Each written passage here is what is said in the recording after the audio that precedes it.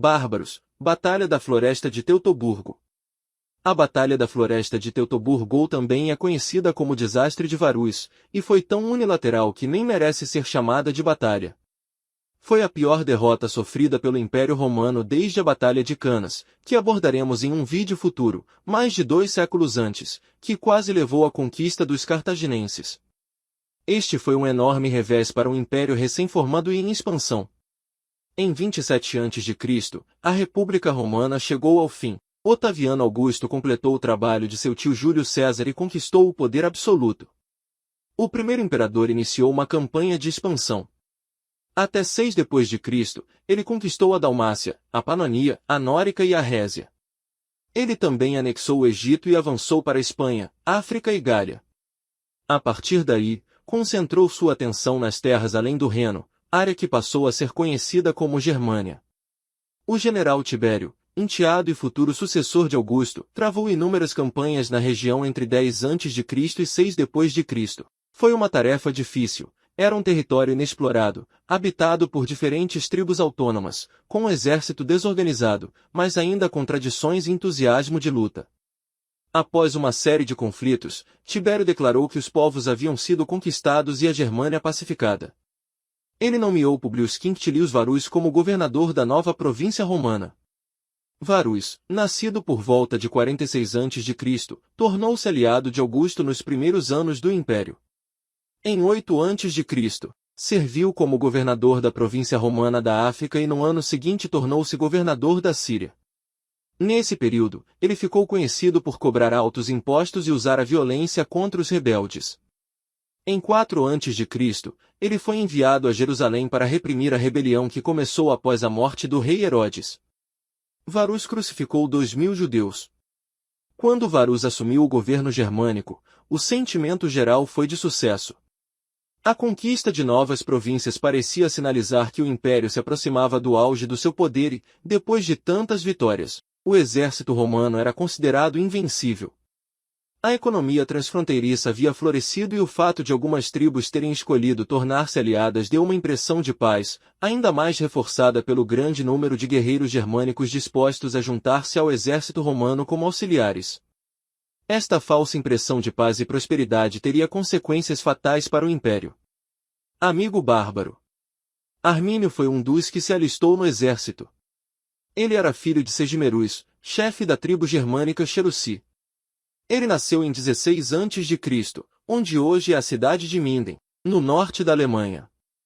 Em 8 a.C., Tibério, que ainda tentava conquistar a Germânia, fez uma proposta a Segimerus. Como apoio, seu filho teria a oportunidade de receber uma educação militar e estabelecer uma carreira no exército romano. Aos 8 anos, Armínio viajou para Roma, onde recebeu a mesma educação que os nobres romanos de sua idade. Ainda no primeiro ano foi admitido na nobreza da ordem equestre, o que facilitou o início da sua carreira militar e tornou-se comandante auxiliar ao serviço do império. Por causa de sua força e disciplina, ele impressionou o exército e recebeu os direitos de cidadão romano. No 6º ano, Armínio juntou-se ao exército romano contra uma rebelião na província da Panonia, a região das atuais Hungria e Áustria. Armínio retornou à Germânia em 7 d.C., época em que os romanos já haviam assumido o controle da região. Para os romanos, a origem e as habilidades diplomáticas de Armínio eram ideais para garantir uma boa coexistência com as tribos germânicas. Assim, ao se tornar líder dos Cherusci, Armínio assumiu o importante papel de conselheiro de Varus. Ele era considerado um homem totalmente confiável, que conhecia todas as estratégias romanas e tinha a influência necessária para intervir nelas se desejasse. Ocorre que, ao retornar ao seu país natal, transformou suas ideias. Observando de perto a situação na Germânia, ele ficou insatisfeito com o domínio romano sobre seus compatriotas. Varus recebeu ordem de designar a área como província romana, começou a impor altos impostos e a tratar os germânicos como servos. Não está claro exatamente quando Armínio decidiu se voltar contra os romanos. O grande catalisador poderia ter sido algo que aconteceu durante os seus primeiros anos em Roma, as guerras brutais na Panonia, ou eventos que testemunhou no seu regresso à Germânia. O fato é que no ano 9 d.C. ele começou a colocar seu plano em ação. Ele tinha uma enorme vantagem, sabia tudo sobre os romanos, conhecia suas estratégias e fraquezas. Plano secreto. Para colocar seu plano em ação, a primeira tarefa de Armínio foi unir as pessoas certas, os chefes das tribos germânicas conhecidas por se oporem ao domínio romano. Esta foi a parte mais crítica e a mais perigosa. Sem o apoio de outras tribos, os Cherusci não seriam capazes de derrotar o exército de Varus. Além disso, ao recrutar aliados, Armínio corria o risco de traidores contarem seus planos ao governador. O próximo passo foi escolher o local ideal para atacar. Armínio sabia que em setembro daquele ano Varus deixaria seu acampamento de verão perto do que hoje é Minden para seu acampamento de inverno em Alter, ao norte do rio Reno. Ele levaria suas 3 legiões, a 17ª, a 18ª e a 19ª, além de auxiliares, num total de 36.000 homens. Arminius também seria membro deste grupo como conselheiro do governador.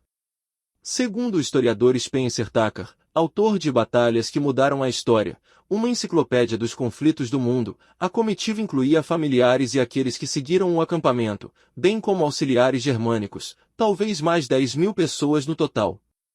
Conhecendo bem as florestas do noroeste da Germânia, Arminius escolheu a floresta de Teutoburgo como local perfeito.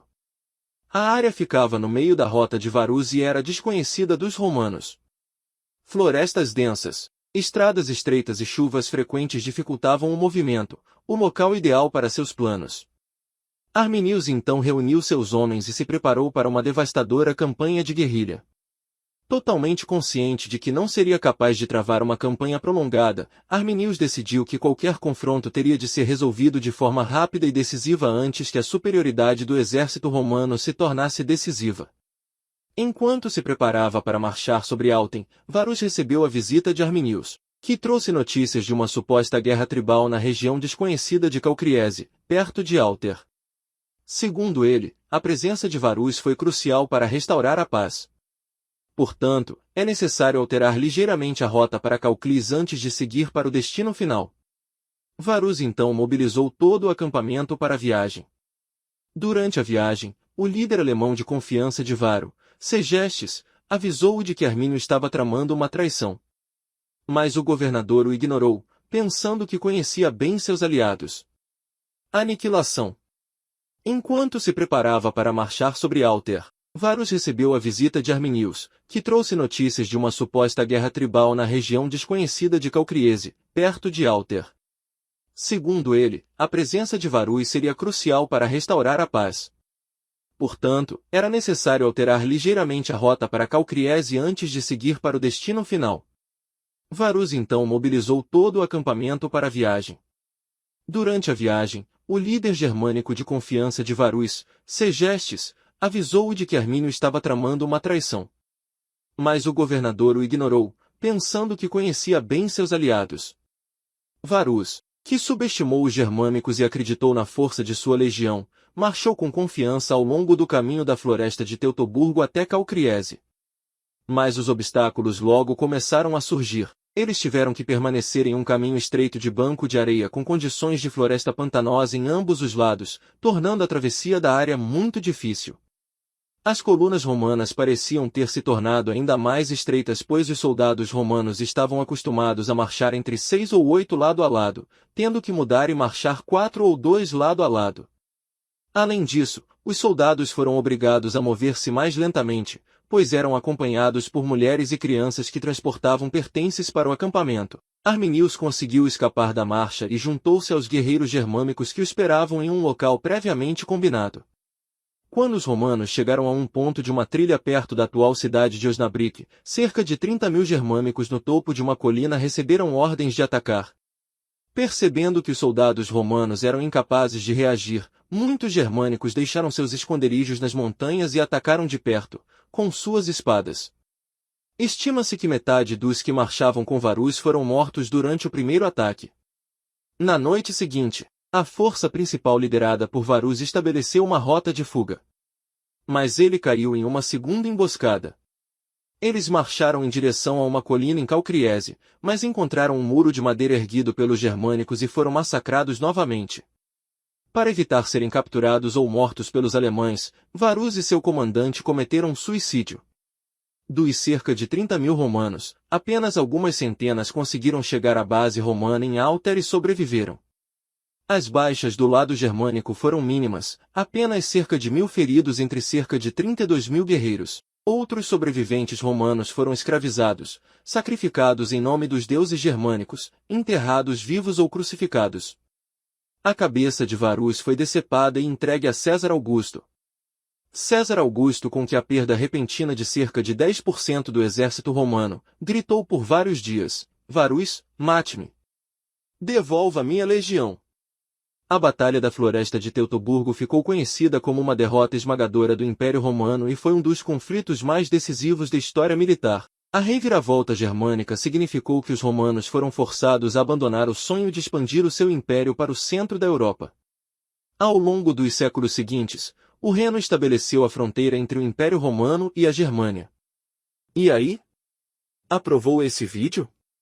Então não se esqueça de deixar o seu like, compartilhar e se inscrever em nosso canal para mais conteúdos exclusivos. Muito obrigado e até o próximo vídeo. Tchau!